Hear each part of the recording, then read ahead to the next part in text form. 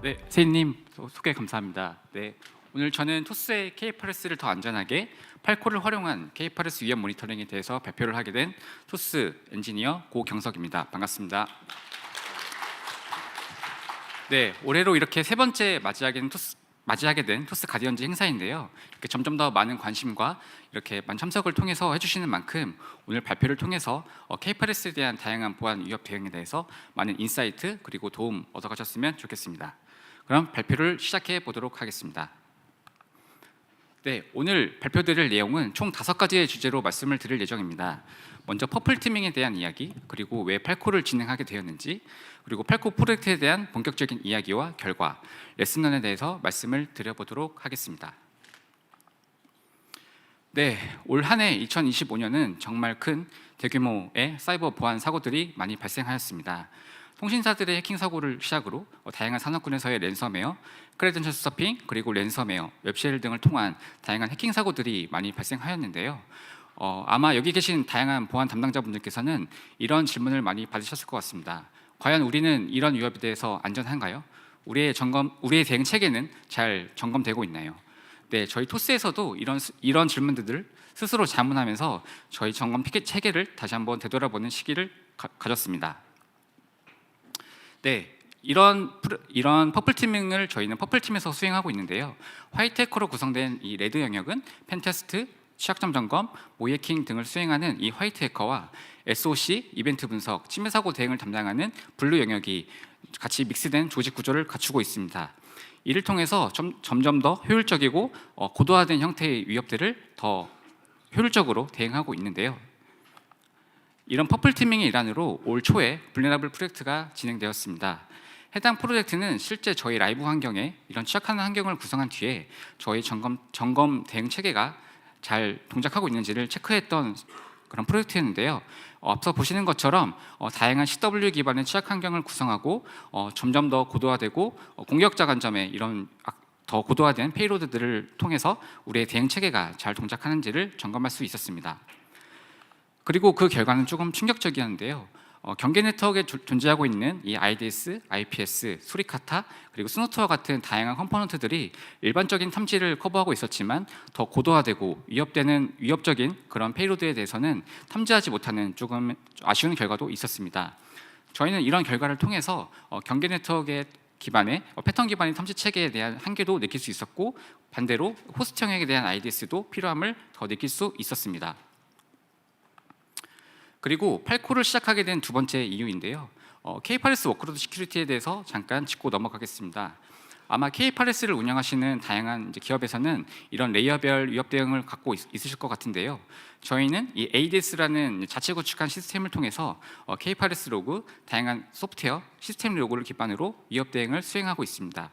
추가로 인증 인가에 대한 영역은 키클락, 그리고 업저빌리티를 위한 실륨이라는 CNI 도구도 도입하여 운영 중에 있습니다. 추가로 이 CI/CD 영역에서는 소나큐브, 코드큐레과 같은 오픈소스를 기반으로 이런 보안 수준을 높여가고 있고요.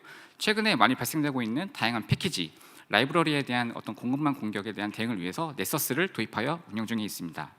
추가로 이 트리비를 통해서 이 컨테이너에 대한 CW, CV에 대한 트랙도 할 수 있고, 저희는 AWS 가디오티를 통해서도 이 이미지에 대한 악성 여부도 체크 중에 있습니다. 추가로 이 각각의 영역에 펼쳐진 이 다양한 키들을 이 볼트를 통해서 중앙 집중하고 저희의 키 관리에 대한 보안 수준을 높여가고 있습니다.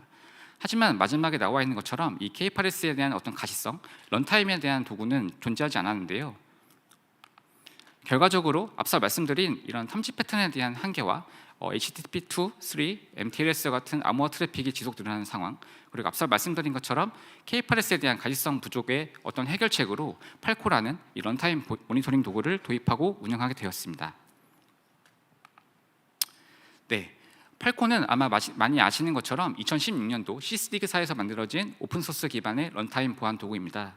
2024년도 CNCF를 졸업한 기능성, 안정성 측면으로 검증된 프로젝트이고요. 저희는 커뮤니티 차원에서 다양한 솔루션들을 검토해본 결과 이 8코가 비용 관점의 효율도 있고 런타임에 대한 도구로 적절하다는 판단하에 저희 라이브 서비스에 이 8코를 도입하기로 결정하였습니다. 네, 이 런타임에 대한 개념이 아마 앞으로 많이 나올 텐데요. 런타임을 쉽게 설명드리자면 우리가 게임을 할 때 이 게임을 실행시켜주는 게임기라고 이해를 하시면 될 것 같습니다.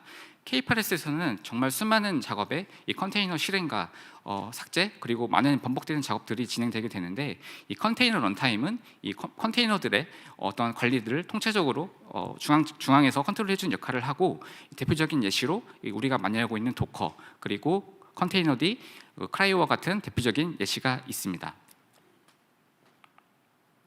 네, 그리고 런타임에 더불어 eBPF라는 개념이 앞으로 많이 등장할 텐데요. 아마 BPF는 최근에 BPF도와 같은 악성 코드를 통해서 개념을 많이 접하셨을 것 같습니다.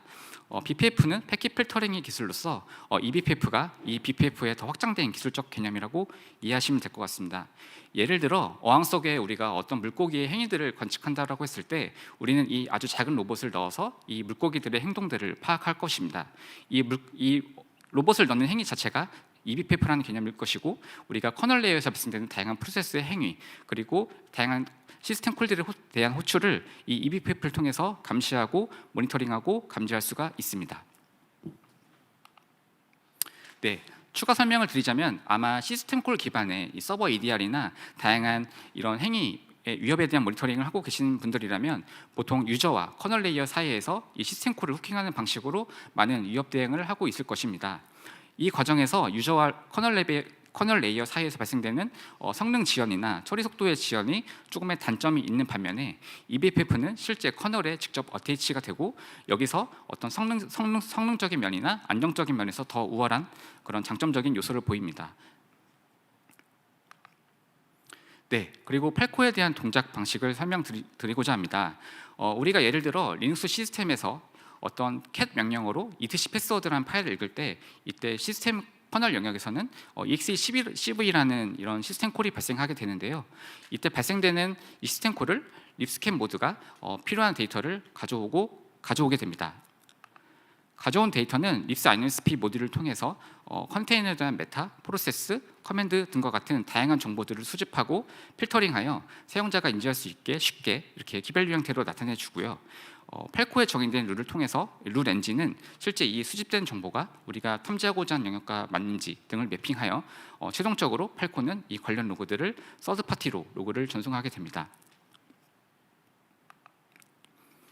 네, 여기까지 이 펠코에 대한 기본적인 개념과 이걸 이해하기 위한 기본적 개념에 대한 설명 그리고 펠코의 동작 방식에 대해서 말씀을 드리게 되었는데요. 지금부터는 실제로 이 펠코가 어떻게 이 토스의 인프라에 자리 잡고 녹아졌는지에 대해서 말씀을 드려보도록 하겠습니다. 토스의 인프라는 크게 라이브 환경 그리고 연구 개발망으로 구분이 되어져 있습니다.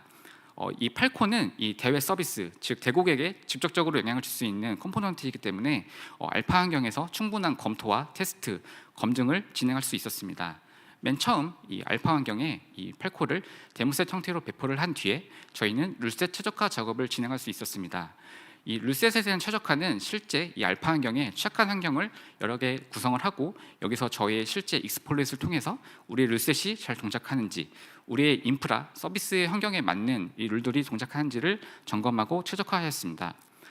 아마 펠코를 설치해 보신 분들은 아시겠지만 기본적으로 디폴트 룰이 제공되게 되는데요. 이 디폴트 룰에는 실제 저희 서비스와는 무관한 그런 룰들도 있고 저희의 환경과는 맞지 않는 룰들도 많이 존재합니다. 이를 통해서 저희 환경에 맞는 최적화된 룰들을 정의하여 저희 룰셋 관리를 조금 더 수월하게 할 수 있었던 것 같습니다. 추가로 이 성능 모니터링에 대한 점검도 진행하였는데요. 앞서 말씀드린 것처럼 이 펠코는 굉장히 성능적으로 많은 영향을 주는 요소이기 때문에 이 모니터링이 굉장히 중요한 요소였습니다. 저희는 이 데브옵스 그리고 SRE 분들과 이 CPU, 메모리에 대한 사용률을 직간접적으로 계속 체크하고 모니터링하는 역할을 수행하였습니다. 특히 이걸 테스트하는 과정에서 스트레스 테스트를 진행하고 이 룰에 대한 비정상적인 정의 혹은 과도한 정의를 통해서 이 호스트, 즉 노드에 정말 많은 영향을 줄 수 있는 그런 상황도 가정하여 시나리오화하였고 이를 통해서 CPU와 메모리에 대한 정확한 리소스 리밋 값도 정의할 수 있었습니다. 네, 그리고 이 펠코를 통해서 저희는 이제 위협 대응을 하는 것이 최종 목표였기 때문에 탐지된 룰, 즉 디텍션된 로그들을 저희 서드 파티 모드로 전송하여 실제 최종적인 심, 스플렁크로 로그를 전송하여 최종적인 시나리오 노출 그리고 SOC 영역까지 해결할 수 있었습니다. 이렇게 알파 환경에서 전체적인 사이클을 통해서 충분한 검증, 검토를 통해서 라이브 배포를 진행하게 되었는데요. 라이브 배포는 실제 데브옵스 그리고 SRE, 인프라팀 분들과 충분히 논의하였고 배포 일정과 방식에 대해서 검토한 뒤에 안정적으로 라이브 배포에 성공할 수 있었습니다. 네, 다음은 팔코 인스톨, 즉 설치에 대한 영역을 말씀드려 보도록 하겠습니다. 아마 팔코를 설치해 보신 분들은 아시겠지만 이 차트에 팔코를 인스톨하고 다양한 야물 정의를 하게 되는데요. 야물에 정의되는 몇 가지 옵션들에 대해서 말씀을 드려보도록 하겠습니다. 네, 팔코는 크게 세 가지 드라이버 모드를 지원합니다. 먼저 커널 모드, eBPF 모드, 그리고 모던 eBPF 모드입니다. 모던 eBPF 영역은 실제 최신 커널 드라이버 버전도 지원을 하고 기능적, 안정적으로 더 검증된 그런 모드이기 때문에 저희는 이 모던 eBPF 드라이버 모드를 선택하게 되었고요. 앞서 말씀드린 것처럼 다양한 테스트를 통해서 성능적 지표를 이 CPU와 메모리 지표를 최적화하였고 이 정량적인 수치를 정의하여 저희 서비스에 안정적으로 도입되고 운영될 수 있는 구조를 마련하였습니다. 그리고 이 팔코에는 팔코 사이드킥이라는 서드파티 모듈이 지원되는데요. 이걸 통해서 팔코의 다양한 탐지된 로그들 그리고 팔코와 관련된 로그들을 제3자 즉 카프카와 같은 영역으로 로그를 보내고 우리가 수신 받을 수 있는 구조를 만들었습니다. 이런 다양한 야물들은 이 아르고 CD라는 CI/CD 자동 배포 툴을 통해서 저희 K8s 영역에 바로 배포될 수 있는 구조를 갖출 수 있었습니다. 네, 이렇게 말씀드린 전체적인 아키텍처에 대한 이야기인데요.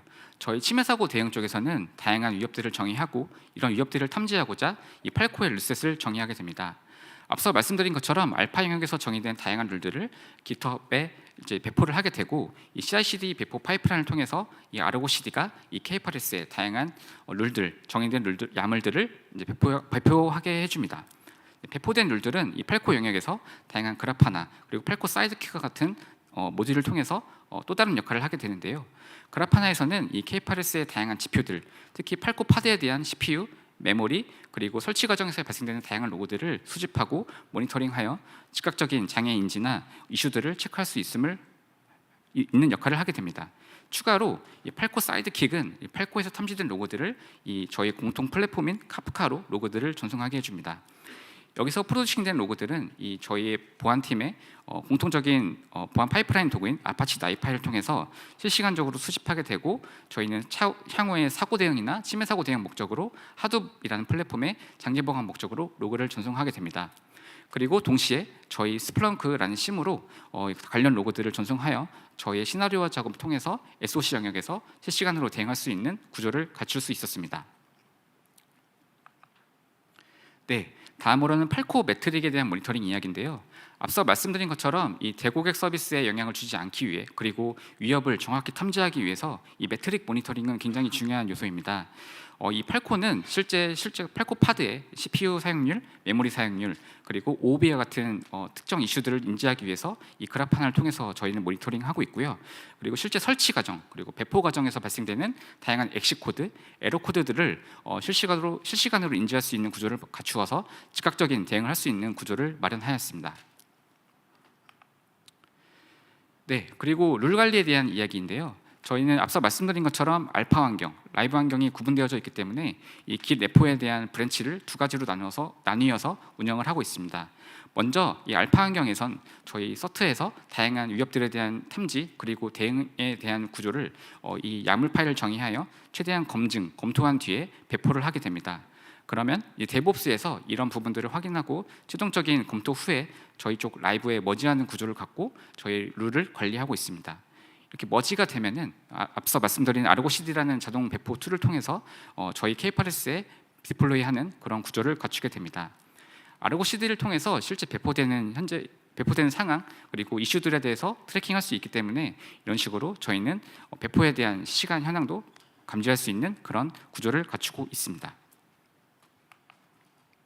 네, 결과적으로 지금 현재 토스의 팔코가 운영되는 현황에 대한 이야기입니다. 앞서 말씀드린 것처럼 알파 환경, 라이브 환경에 이 팔코가 설치되어 안정적으로 운영 중에 있고요. 최근에 출시된 토스 호주와 같은 인프라에도 이 팔코가 설치되어서 동일한 위협 대응을 수행하고 있습니다. 추가로 각 커뮤니티 그리고 계열사에서도 이 팔코가 안정적으로 설치되어 운영되어 있고 향후 인프라팀에서 계획 중인 오픈스택에도 이 팔코가 도입될 예정입니다. 앞서 말씀드린 다양한 자동화된 영역과 확장 가능성을 고려한 이 팔코 운영을 통해서 인프라가 점점 더 확장되고 커지더라도 언제든지 팔코가 도입될 수 있는 준비를 마련하였습니다. 네, 그리고 아마 많이 궁금해하실 토스의 팔코 룰셋에 대한 이야기인데요. 저희는 크게 이렇게 4가지 영역의 카테고리로 룰들을 정의하고 관리하고 있습니다. 앞서 말씀드린 것처럼 이 경계 네트워크 기반의 탐지 패턴의 한계를 극복하고자 이 HIDS 역할로서 팔코를 사용하고 있는데요. 앞서 말씀드린 커맨드 인젝션, SSRF, BPF, 웹쉘과 같은 영역을 저희는 호스트 영역에서도 동시에 탐지를 하고 있습니다. 커널에서 발생되는 다양한 시스템 콜, 특히 EXECV, 커넥트, 샌드2, 샌드 메시지와 같은 영역을 저희가 주로 사용하는 웹 프로세스, 데몬인 노드, 자바, 파이썬과 같은 이런 프로세스의 데몬과 조인을 해서 룰을 정의하고 실제 HIDS에 대한 탐지를 실시간으로 진행을 하고 있습니다. 그리고 이 K8S에 대한 가시성 확보, 그리고 파드 내에서의 비정상적인 행위를 모니터링하기 위해서 파드에서 발생될 수 있는 리버스 쉘, 바인드 쉘과 같은 영역을 이 커넥트 시스템 콜 함수를 통해서 다양한 룰 정의를 통해서 실시간으로 대응을 하고 있고요. 최근에 PCIDS 4.0과 같은 영역에서 이 K8S에 대한 다양한 요구사항이 이제 많아지고 있는데 특정 경로, 특정 디렉토리의 어떤 파일에 대한 변경 사항도 이 FIM, 파일 인테그리티 모니터링을 팔코를 통해서 수행하고 있습니다. 이때에는 오픈, 크레이트, 언링크, 리네임과 같은 시스템 콜을 통해서 다양한 룰의 조합으로 파일 인테그리티한 모닝도 수행하고 있습니다. 그리고 마지막으로 어노멀리에 대한 영역인데요. 혹시나 이제 파드에서 발생될 수 있는 다양한 비정상적인 트래픽, 특히 C2 통신과 같은 영역을 탐지하고자 저희의 이제 아웃바운드 시스템 콜과 저희가 갖춘 스레드 인텔리전스의 다양한 IOC들을 통해서 시나리오화된 결과를 기반으로 우리는 실시간으로 모니터링하고 있습니다. 네, 이렇게 정의된 다양한 룰셋들에서 저희가 BPF 도어를 어떻게 탐지하는지에 대해서 말씀을 드려보고자 합니다.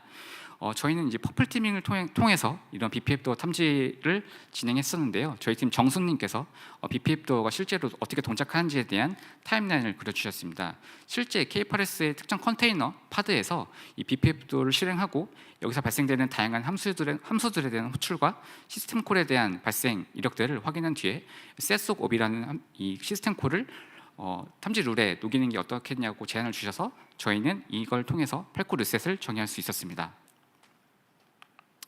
이렇게 정의된 룰을 통해서 실제 BPF 도어가 설치됐을 때 팔코는 정확한 탐지에 대한 결과를 얻을 수 있었는데요. 특히 여기서 보시는 것처럼 TMP 경로에서 BPF 도어가 설치됐을 때 컨테이너에 대한 다양한 메타와 프로세스 그리고 이 실행 커맨드 내용에 대해서도 이렇게 정확히 뿌려주는 걸 통해서 우리는 즉각적인 사고 대응과 침해 사고에 대한 조금 더 높은 차원의 준비를 할 수 있었던 것 같습니다.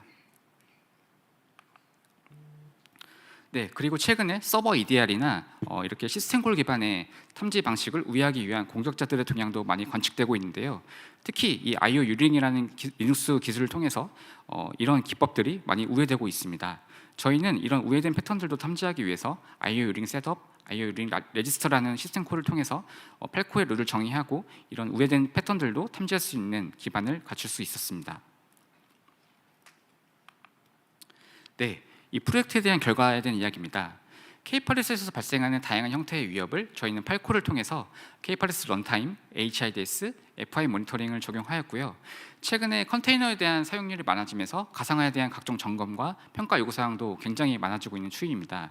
저는 이 팔코를 통해서 이런 부분까지 챙기는 두 마리 토끼를 잡을 수 있는 결과를 얻을 수 있었습니다. 네, 다음은 팔코에 대한 향후 플랜에 대한 이야기입니다. 현재는 K8S 그리고 AWS EKS 환경에 대해서만 팔코가 설치되어 운영 중에 있는데요. 향후에는 저희 전사 리눅스 시스템에도 이 팔코가 설치되어 운영이 될 예정입니다. 팔코는 커널 드라이버 모드도 지원하기 때문에 앞서 말씀드린 다양한 위협들을 정의하고 탐지하는데 리눅스 시스템도 적합한 환경이라고 생각합니다. 그래서 저희는 이런 리눅스 시스템에 대한 전체 확장 계획을 갖고 있습니다. 네, 다음은 K8S에 대한 오딧 이벤트를 통해서 어노멀리에 대한 가시성을 확보할 예정입니다. 앞서 말씀드린 다양한 위협도 중요하지만 이 K-팝에서 발생되는 다양한 어노멀리, 특히 민감한 정보가 포함된 컨피그 맵 혹은 민감한 호스트 경로에 대한 마운트 혹은 불필요한 권한이 있는 파드 생성과 같은 이런 영역들을 이 팔코를 통해서 대응할 계획을 갖고 있습니다. 예를 들어 다음과 같이 컨피그 맵에 이렇게 AWS 액세스 키가 하드 코딩된 형태로 올라가지게 되면 보안팀에서는 즉각적으로 인지하고 대응해야 되는 필요성이 있는데요. 저희는 이 팔코 어딧 이벤트를 통해서 이런 관련된 룰을 다음과 같이 정의하고 이런 부분들을 즉각적으로 인지하여 저희의 보안 수준을 더 높일 수 있는 준비를 할 계획을 갖고 있습니다. 화면에 보시는 것처럼 팔코는 다양한 매크로와 컨디션 조합을 분석가의 이런 재량에 맞게 조합할 수 있기 때문에 각자 갖고 있는 인프라, 서비스의 특성에 맞는 룰들을 조합하여 활용할 수 있는 장점이 있습니다. 네, 다음으로는 이 레슨런에 대해서 말씀을 드리려고 합니다. 이 팔코 프로젝트를 통해서 제일 중요했던 것은 시스템 성능을 고려한 설계와 운영이었습니다. 이 팔코는 대고객, 특히 이 서비스 인프라에 직접적인 영향을 줄 수 있기 때문에 이 성능을 고려한 설계와 운영이 굉장히 중요합니다. 이를 위해서 데브옵스, SRE, 인프라팀과 충분한 설계 관점의 논의와 검토 그리고 수많은 이 검증 작업이 필요했고요. 당연히 이 과정에서 협업의 중요성도 많이 느낄 수 있었습니다. 특히 이 관계부서의 우선순위, 특히 업무에 대한 일정들이 다 다양하기 때문에 이런 협업의 중요성을 다시 한번 깨달을 수 있었던 프로젝트였던 것 같습니다. 그리고 세 번째로 탐지의 영역인데요. 아마 많은 분들께서는 이 경계 네트워크 기반의 다양한 탐지 도구를 통해서 다양한 위협들을 이제 식별하고 대응하고 계실 것 같습니다. 이런 것도 중요하지만 우리의 중추적인 서비스인 K8S에 대한 어떤 탐지와 위협 대응도 굉장히 중요함을 느낄 수 있었고, 이렇게 탐지 뎁스를 높임으로써 다양한 위협에 대해서 더욱더 고차원적으로 대응할 수 있는 그런 기반을 마련할 수 있었던 것 같습니다. 네, 마지막으로 성장에 대한 이야기입니다.